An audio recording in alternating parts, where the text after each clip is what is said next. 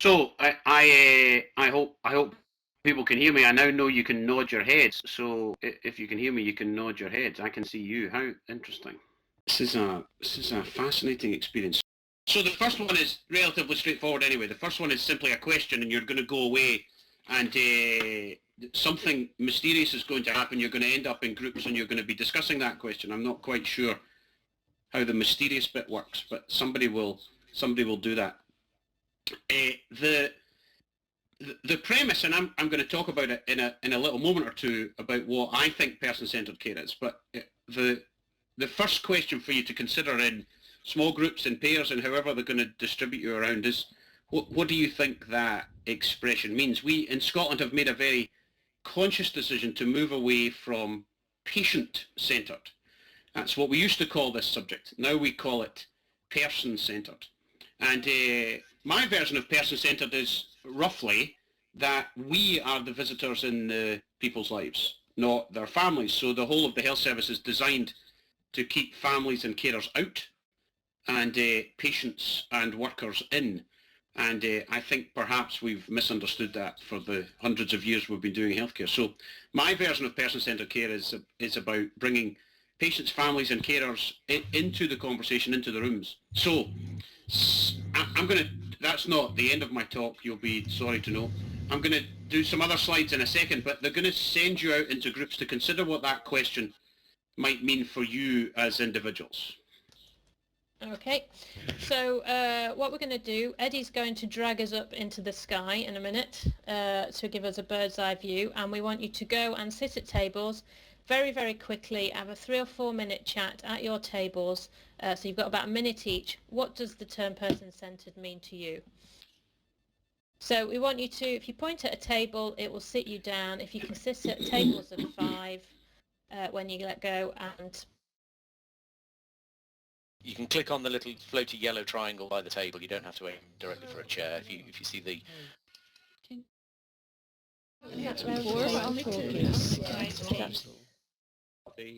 I would say to people, I'm getting struck by IHI, where you get told about what matters day-to-day. to I think the individuals and their families. Inclusiveness of it. Or inclusivity, is that the word? Jason. What matters. And I think Alan's just on there. My name is Nastasia. I'm actually with Oh, good. I can't see all the names because they're overlapping. So I'm here. Is everybody else back? yes, we're back. I think we most Oddly, I think we gain people. We gain new people each time we do that. you see more faces. Doppelganger.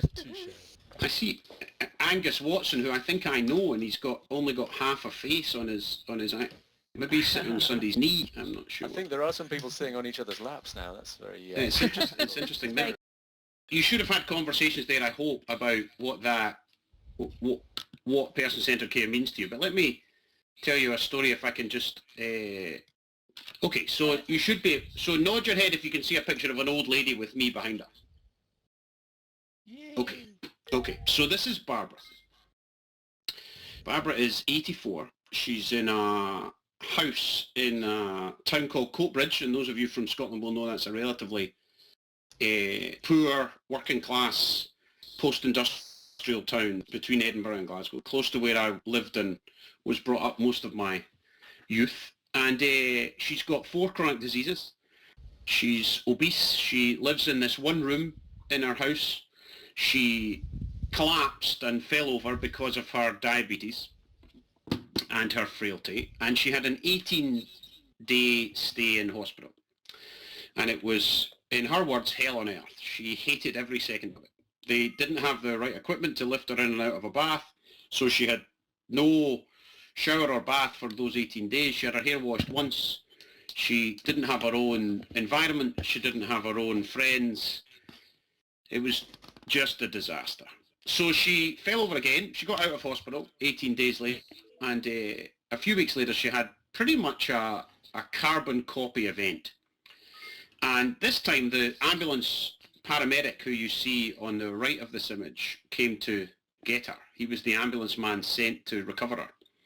And he didn't take her into hospital, partly because she was stroppy and didn't want to go, for obvious reasons. But the other reason is he is part of our system in Lanarkshire called Hospital at Home. And Hospital at Home looks after people who are properly sick, who are seriously sick. And we keep them in hospital, but we do it at home. So she had an 8-day stay in hospital, but it was in her own house, in her own clothes, in her own kitchen, with her own food, with her own friends who were next door. And we didn't interrupt her social care. So she has 4 social care visits a day. And when she for the hospital stay for 19 days, we had to cancel those social care stays. And any of you who have worked in health or social care know the difficulty of doing both of those things. Stopping and starting social care can become a big, big problem. So that's what I think person-centred care is. The lady in the middle of the image is a care of the elderly consultant. She's one of the most senior doctors in this health board, and she now spends most of her time in people's houses and not in wards. It's better for the patient, it's better for the clinicians, it's cheaper, and the outcomes are better. So we can't do this everywhere because it's an enormous change in systems and design change. It's a bit like moving from a conference centre to Cube, frankly. It's as radical as that, if not more radical. And we do it in 2 big towns, but we don't do it everywhere. So why is it so difficult to start to think about what that might mean in real terms? Well, we know that the over 75s are going to double by 2050. We know that we can't build a new 500-bed hospital in every town in the country. So we're going to have to do something different. The dependency and illness rate in today's 70-year-olds, unfortunately, is very, very similar to the dependency and illness rate in the 70-year-olds of 30 years ago. There's a common misconception that we're making everybody healthier. Unfortunately, it's not true. The people who are 70 are just as sick. And there are more of them, and the ones who used to be 70 are now 80. So we're better at keeping them alive, but we're not better at fixing them, for lack of a better description. So we're going to have to do something else.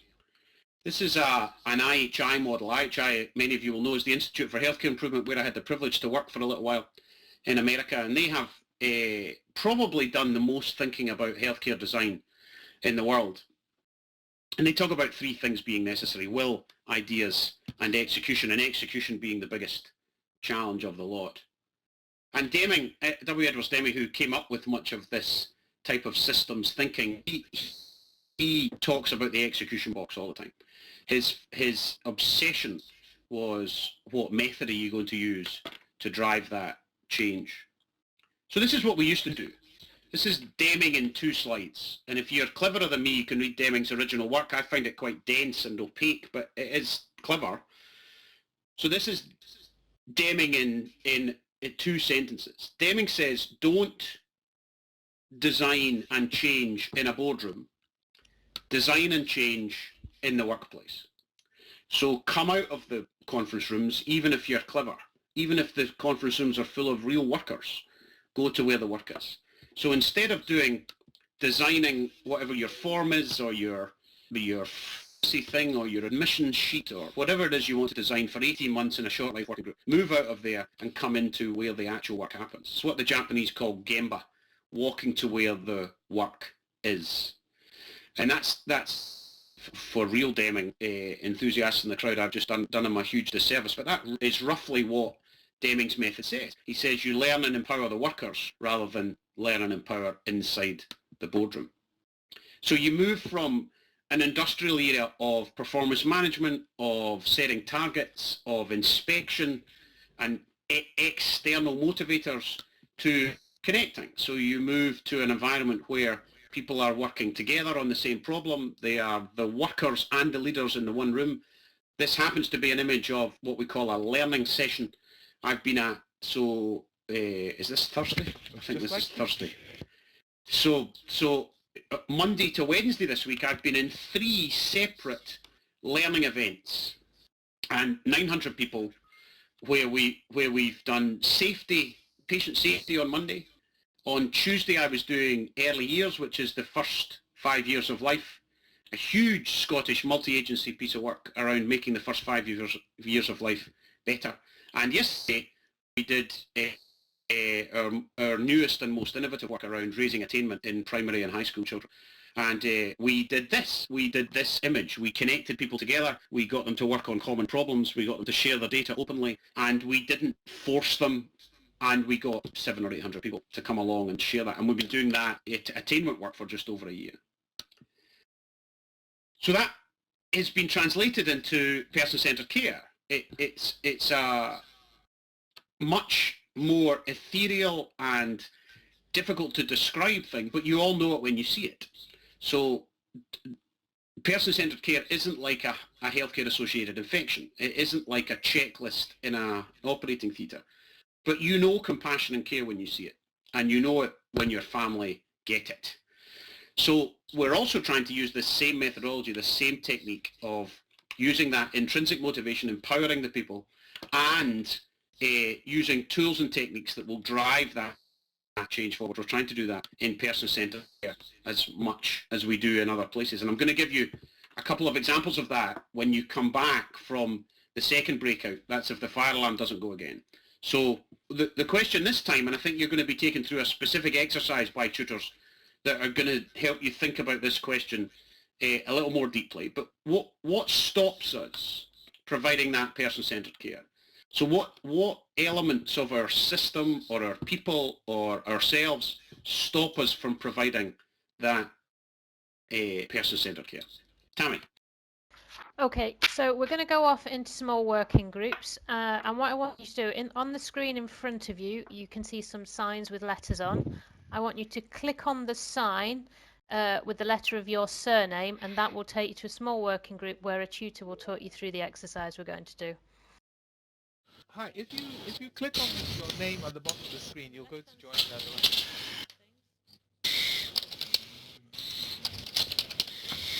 Yeah, so click view presentation zoom in, and then you'll see there's some letters like A to X.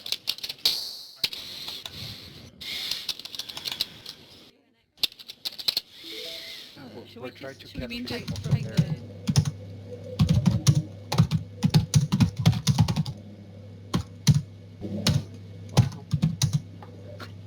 so we know how to fix it. I see a few people, I'm sure it doesn't matter, but a few people are sticking sticky notes on the back of other people's heads. So I'm just going to stick a few... Okay, isn't that a game? I thought oh, sorry, yeah. you did it with cigarette papers, only that's on your forehead, isn't it? Yeah. Depends what the post-it says, I suppose, really. If it's one of these, it's okay. If it's something different, that's less good. Yeah, I think it is. So there's a couple up there which might need, if you want to step forward a little bit.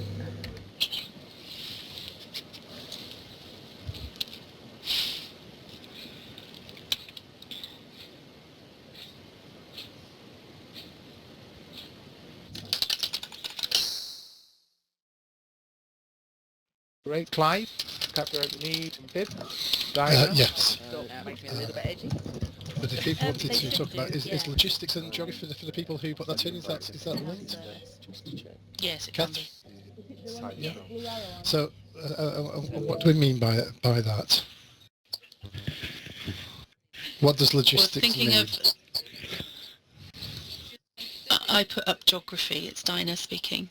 Yeah. And Hi, what Dinah. I meant is particular to the example that Jason gave, where Scotland's a very big area and it's all right in kind of central belt where things are not so far apart, but in the remoter rural places actually getting care at home can be quite tricky because it might take somebody 2 hours to get to someone. So which means they'll do three visits a day, and that'll be morning till night. Okay, so is it really about understanding the people that we're trying to support rather than where they live, and then how they wish to be supported and what that looks like in partnership with their family and their community? Is that? Yeah, well, it's partly that, yeah. I mean, I think Well, I think it's the does person-centered care mean the same to everyone is on the soft side, which kind of links to what I was thinking. Okay. Just have a read through some of the other ones. Hopefully you've started to spot now maybe that your post-it notes are in always come out in the same colour, and other people's depends on the colour of the suit they're wearing or their keyboard's wearing. So you can probably identify other people's. If you click on the ones, it will tell you who said them. So if there's any that are not clear, or I'll try and move these a little way just to make a bit more space. But have a read through.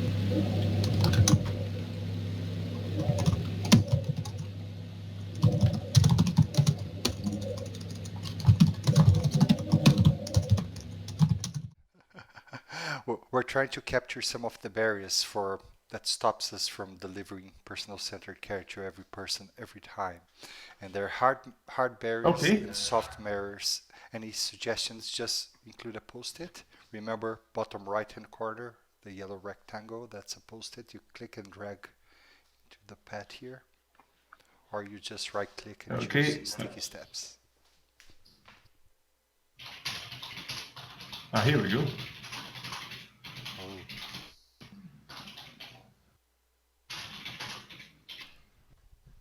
Gaynor, you're quite sharp today, aren't you? Quite a few ideas. That's pretty good. That's cool.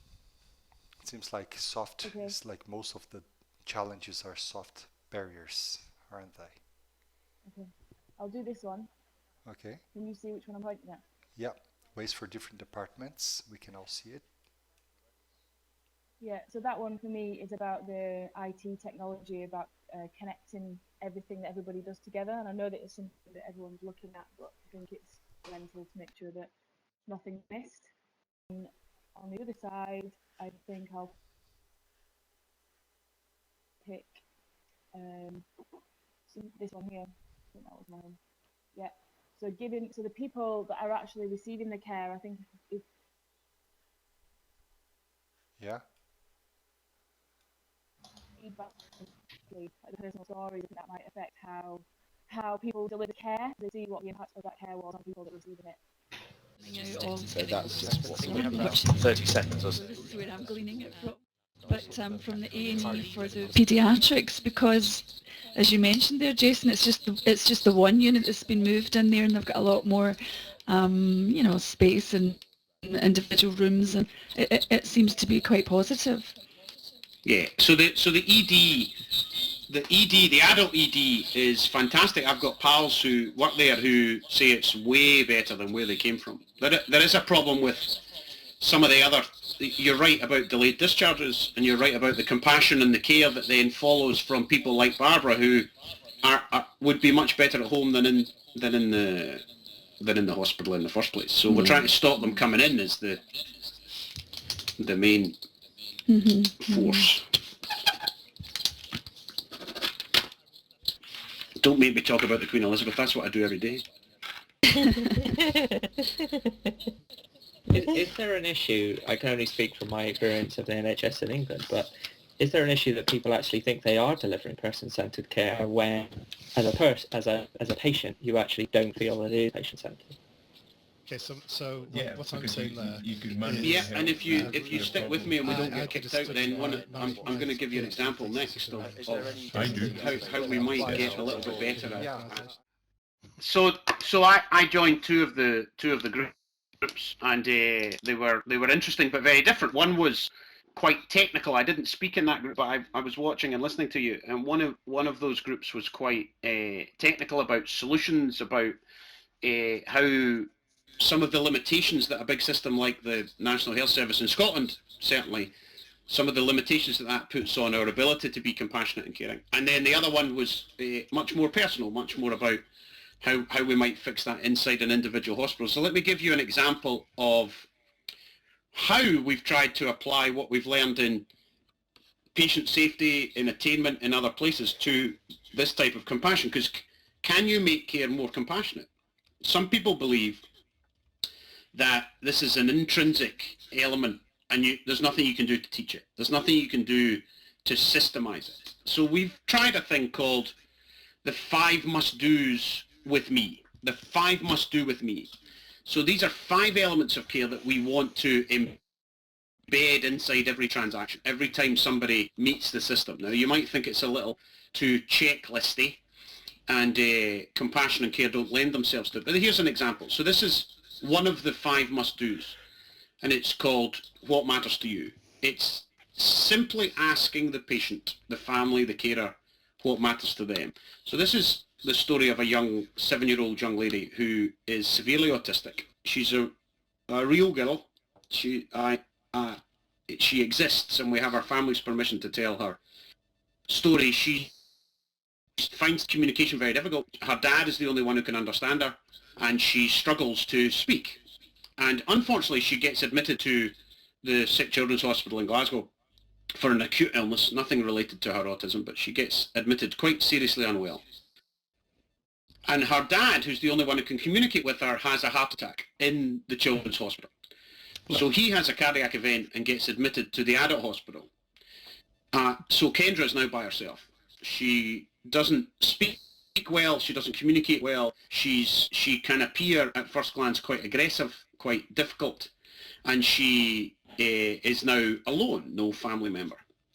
Fortunately, on arrival in the hospital, her and her dad had, on admission, as well as having blood pressure and heart rate and everything else done, they had met a nurse called Jen Rogers, who's now one of the senior nurses in this hospital.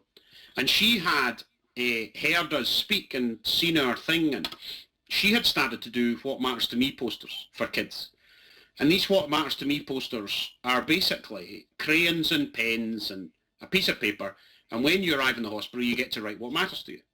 So it turns out that Kendra has a slightly more personality than she seems. She can't say this out loud, but she's now telling you things in her poster that perhaps suggest to you that she's a little bit more feisty than you thought.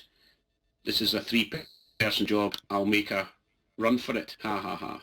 I love cuddles to reassure me. I don't like medicine in my mouth. You get the idea.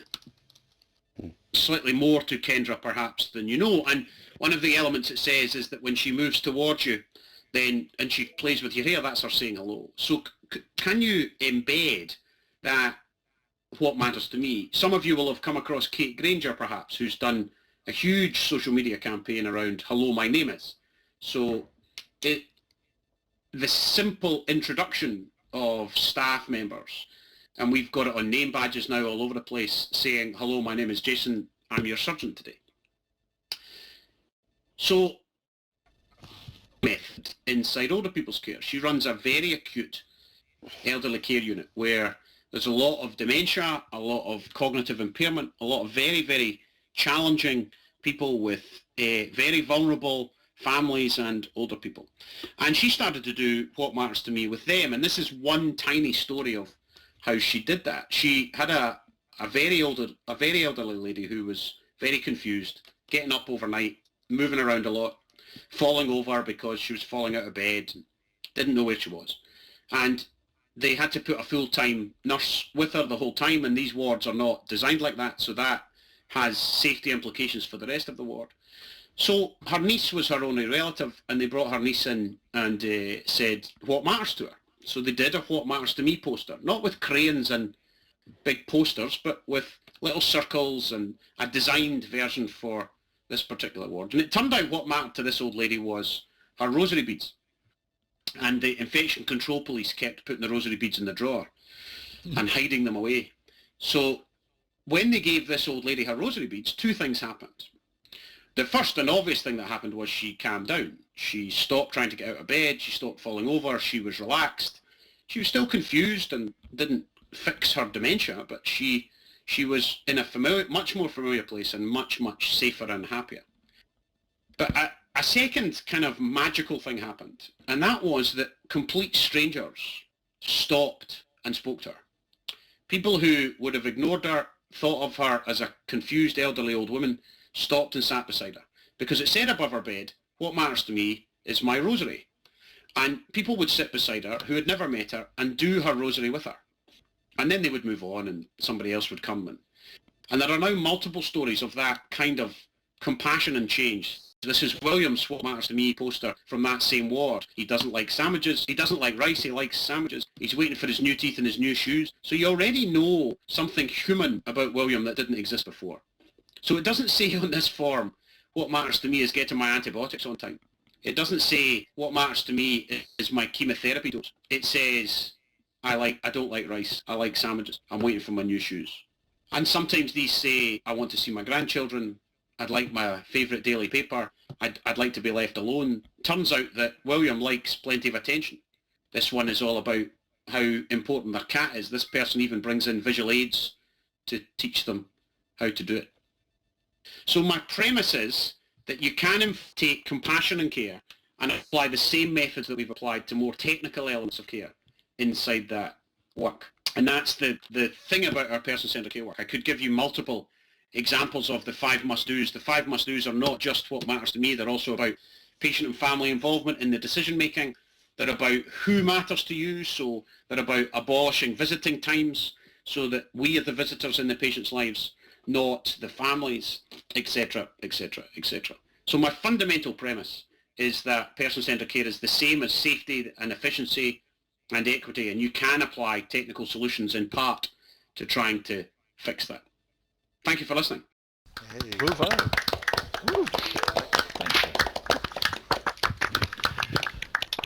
Thank you.